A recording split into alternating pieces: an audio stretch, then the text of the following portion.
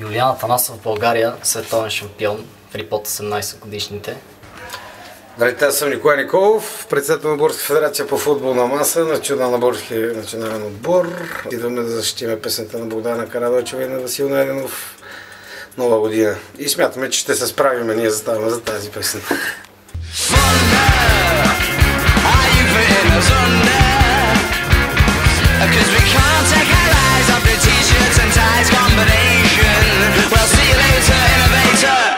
Мислихме, че ще ги бием много по-лесно.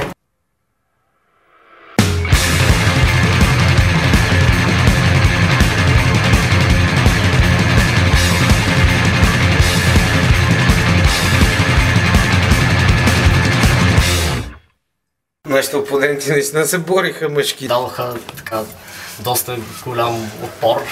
Все пак ние си защитаваме това, в което претендираме, че го можем много добре.